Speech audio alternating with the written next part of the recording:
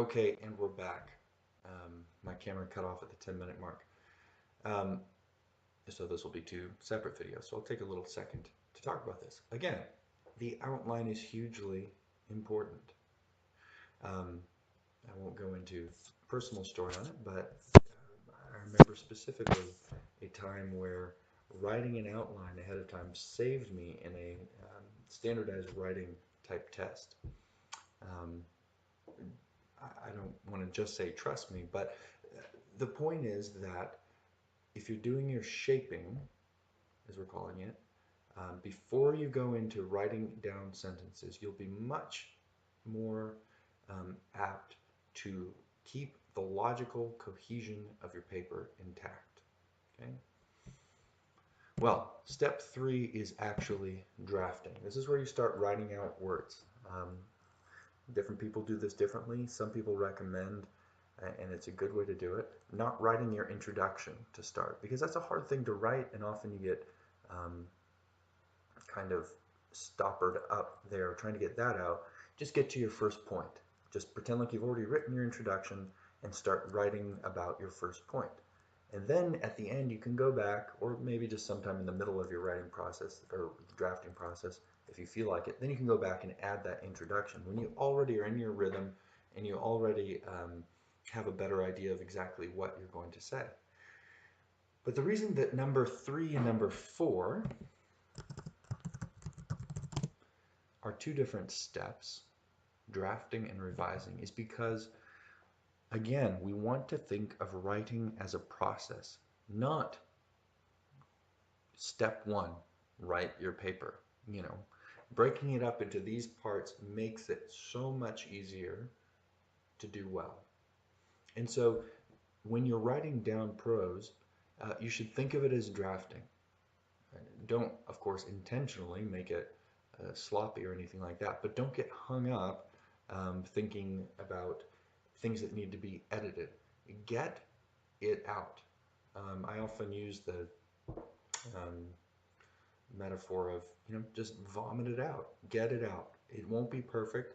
Get it out there on the page. Get over the block and start writing down words.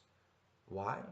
Well, especially if you have a good outline in place, you'll be most of the way there. And if you don't delay and you get that done, well, then you have time, as you always should, for revising. Okay? That's the final stage. There isn't some, magic final stage in some sense. And this is to communicate that you can always be improving your writing. And there is such a thing as a final draft that you turn in, for example, and that, I suppose, is the final version of it. But on the other hand, you should always be looking at ways to improve your writing. Now, here, you ought to be thinking along the lines of the order of concerns. And again, this is another hierarchical thing. Don't start with, fixing all the commas and things. Look at your ideas first. Did you say what you wanted to say? And more importantly, did you say the truth? And does everything hold together? Is everything, well, keep this with this, is everything logical? Have you supported with evidence your point? Forget the auto capitalize there. In fact, why not? And then, is your writing clear? Have you cited all sources? Things like that.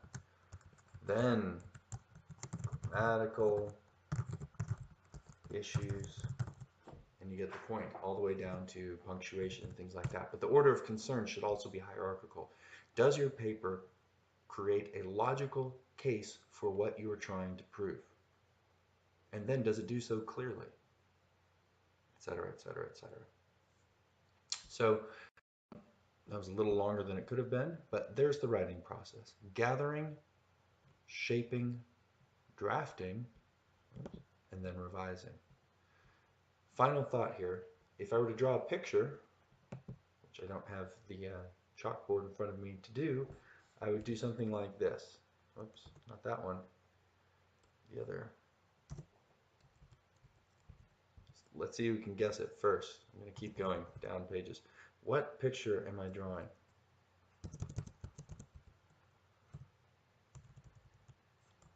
It's a little game to end your, okay, I'll be done. No, it's not a tornado. Let's see if I could do oh, whatever. It's supposed to be a funnel. Okay, I've never tried drawing that with characters. The point is you start with a lot. You get all your sources. You cast your net wide. And then when you shape it, you're honing down those sources into only the ones that you'll need, and you're framing your argument in the most succinct way possible. And then as you draft, you're getting rid of extra material. And when you're revising, you're getting rid of flab as well in your writing. The point is you take a lot and you narrow it down to your thesis, your argument, and that's sort of the act of using a funnel for all the information out there. Okay, that's good enough on the writing process, and look forward to the next videos, and I hope all is going well with your writing. Thank you.